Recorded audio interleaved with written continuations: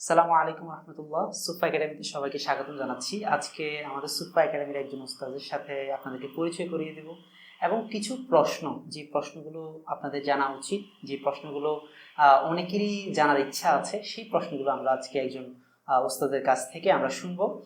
আমাদের সাথে আজকে গেস্ট হিসেবে আছেন সোহাইল আহমেদ ভাই। থেকে আমরা অনেকগুলো প্রশ্ন জানবো। প্রথম যে প্রশ্নটি থাকবে, সুফা একাডেমিতে প্রবাস থেকে অনেক ভাইয়েরা অনেক পরিশ্রমের পরে ওনারা কিন্তু আমাদের এই সুফা একাডেমিতে ক্লাস করে। সারাদিন অনেক কর্ম থাকে, ওনাদের বিভিন্ন কাজ থাকে, এরপরেও সব কাজ শেষ করার পরে এসে উনি আমাদের ক্লাসটা করেন। এটা কেন করেন? نحمده ونصلي على رسوله الكريم أما بعد فأعوذ بالله من الشيطان الرجيم بسم الله الرحمن الرحيم قال النبي صلى الله عليه وسلم خيركم من تعلم القرآن وعلمه ভাইজান, আপনি আমাকে প্রশ্ন করেছেন প্রবাসী ভাইয়েরা সারাদিন অনেক কর্মব্যস্ততার পরেও কেন কোরআন শিখতে এত আগ্রহী হয়, কেন তারা কোরআন শিখছেন। তারা যখন দেশে ছিল তখনও তারা কোরআন শেখার জন্য আগ্রহ ছিল, কিন্তু তাদের পরিস্থিতি ওইভাবে হয়নি। তো দেশের বাহিরে যাওয়ার পরে তাদের আকাঙ্ক্ষাগুলো তারা পূরণ করতে চায়। ওইখানে যাওয়ার পরে যখন দেখে যে অন্যান্য অনেক মানুষ যারা কোরআন শিখছেন, যারা কোরআন পড়তে পারেন, তাদের সামনে যখন তারা কোরআন পড়েন তখন তাদের মনে আকাঙ্ক্ষাটা আরো বেশি জাগ্রত হয় যে না, আমিও যদি কোরআনটা পড়তে পারতাম, আমিও যদি কোরআনটা শিখতে পারতাম।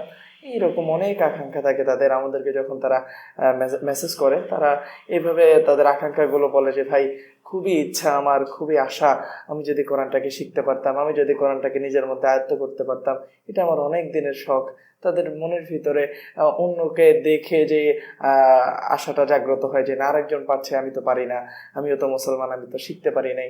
আসলে সেখান থেকে তাদের মনের আগ্রহটা।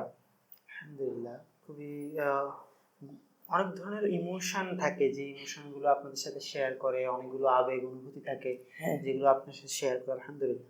আরো একটি প্রশ্ন আছে, যে প্রশ্নটি হচ্ছে অনলাইনে যে কোরআন শেখা সম্ভব, অনেকেই এটাকে ওইভাবে দেখছে না, যে অনলাইনেও কিভাবে সহি শুদ্ধভাবে কোরআন শিখবে। এটা কি আপনার কি মনে হয়, অনলাইনে কি সহি শুদ্ধভাবে কোরআন শেখা সম্ভব কি? হ্যাঁ, অবশ্যই অনলাইনের মাধ্যমে যে কেউ চাইলে কোরআনটাকে সহিশুদ্ধ করে নিতে পারবে। খুব সহজ পদ্ধতিতে আলহামদুলিল্লাহ আমরা কোরআনটাকে শেখাচ্ছি। আমাদের এখান থেকে অনেক প্রবাসী ভাইয়েরা যারা কোরআনকে শিখে নিয়েছেন আলহামদুলিল্লাহ, এখনো 100-এর অধিক প্রবাসী ভাইয়েরা আমাদের একাডেমি থেকে কোরআনটাকে শিখছেন। অবশ্যই অনলাইন মাধ্যমে কোরআনটাকে সহিশুদ্ধ করে নেওয়া সম্ভব। আমাদের একাডেমির যে পেজ আছে, সুফা একাডেমির পেজে আপনি দেখবেন যে আমাদের থেকে যারা শিখেছেন তাদের মনের অনুভূতি প্রকাশ করেছেন, তারা তেলাওয়াত করেছেন, সে রিভিউ আমাদের সুফা একাডেমির পেজে পাবেন। সো অবশ্যই সম্ভব, আপনি চাইলেই অনলাইন মাধ্যমে কোরআনটাকে সুরক্ষিত করে নিতে পারবেন ইনশাআল্লাহ। আমার কাছে আরেকটি জিজ্ঞাসা, সেটি হচ্ছে অনলাইন মাধ্যমকে কোরআন শিক্ষার মাধ্যম হিসাবে মানুষ কেন বেছে নিয়েছে, যে কেন মানুষ অনলাইনে শিখছে? অনলাইন মাধ্যমটা মানুষ এই জন্যই বেছে নিয়েছে, সারাদিন কর্মব্যস্ততার সময় এমন অনেকের হয় যে তার সময় হচ্ছে, সে অফলাইনে যে সময় শিখতে চাচ্ছে সেই সময় সে কোনো মাধ্যম পাচ্ছে না শেখার জন্য। অনলাইনে মানুষ এই জন্য শিখতে চাচ্ছে, তার যে সময় সে ফ্রি হচ্ছে সেই সময় সে অনলাইনে শিখতে পারছে। আলহামদুলিল্লাহ, আমাদের একাডেমিতে যে প্রবাসী ভাইয়েরা শিখছেন, তারা যে সময় শিখতে চান সেই সময় আমাদের কোনো একজন ওস্তাদ তাকে শেখান। একজন ওস্তাদের মাধ্যমে সে তার ফ্রি সময়, সে যেই সময় ফ্রি হোক না কেন, সে তার ফ্রি সময়ে শিখতে পারছে। অফলাইনে হয়তো তারা এই সুযোগটা পাচ্ছে না, প্রবাসে সারাদিন অনেক কর্মব্যস্ত, তারপরে তারা যখন আসে হয়তো অফলাইনে তাদের শেখার কোনো মাধ্যম হচ্ছে না, সেজন্যই তারা অনলাইনের কোরআন শেখার মাধ্যমটাকে তারা বেছে নিয়েছে। আলহামদুলিল্লাহ। আর আপনার কাছে শেষ যে প্রশ্নটা থাকবে সেটা হচ্ছে, সুফা একাডেমিতে একজন উস্তাদ হিসাবে আপনার এই আমাদের যে কার্যক্রম আছে সেই কার্যক্রম সম্পর্কে যদি কিছু বলতেন।